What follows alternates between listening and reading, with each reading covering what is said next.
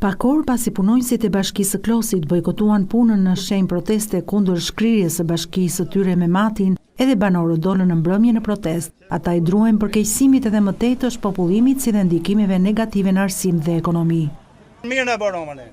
U bë rruga Arbrit, tani na shkem prapë ka Shopeti. Klosi është një zonë në zhvillim. Kam frikë se me mbyllje e bashkisë do të bëjë dhe solucione të tjera si arsimi, do shpopullohet vendi. Ma mirë ata që me Tiranën sepse nësë të bojë pjesë fare në votimet, kjo që këta na bashkojnë me Burreli.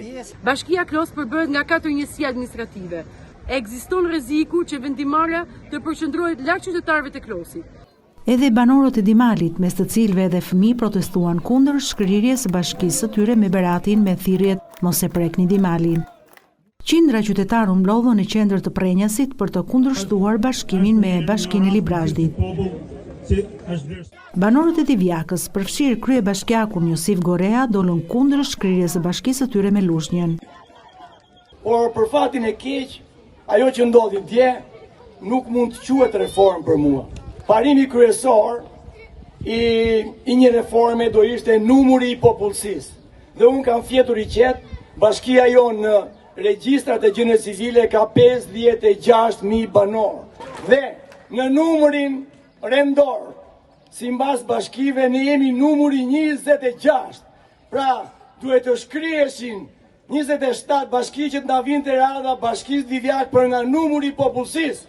Në vend që të luftohet për të përmirësuar drejtimin, në vend që të luftohet për të përmirësuar shërbimin, ne merret një vendim që na i përkeqëson gjërat.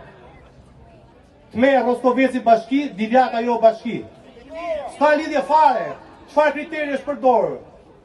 Na thonë çfarë kriteri që ta dimë që ndoshta ta votojmë nga ne.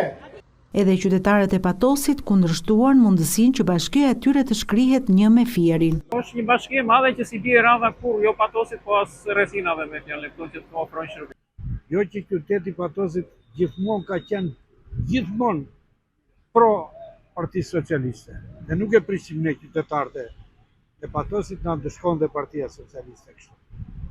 Jam me qeverin, kam votuar për ta, edhe do votoj sa të mbjell me gjithë fuqinë time. Kjo është gafa më e rëndë për mua. Sipas ndarjes së re territoriale, Bashkia e Selenicës do të bashkohet me Vlorën. Banorët e kundërshtojnë këtë vendim duke paralajmëruar se do të shoqërohet me një sër problematikash. Janë 47 fshatra më ti vajze. Do bëjmë neve një qendër si dikur fshat, që ka ardhur gjyshi im këtu. Turpi më i madh është që do heqin në Bashkinë e Selenicës.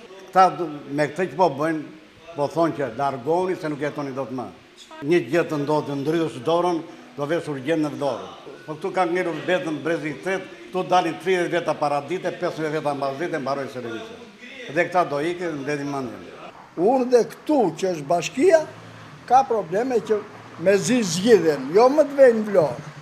Edhe Leonard Hide, kryetari socialisti i Bashkisë së Libohovës, e cila sipas hartës së propozuar nga PS, bashkohet me Gjirokastrën, kundërshtoi këtë projekt dhe i bëri thirrje deputetëve të mos e miratojnë atë. Protesta gjatë pasdites pati edhe në Memaliaj.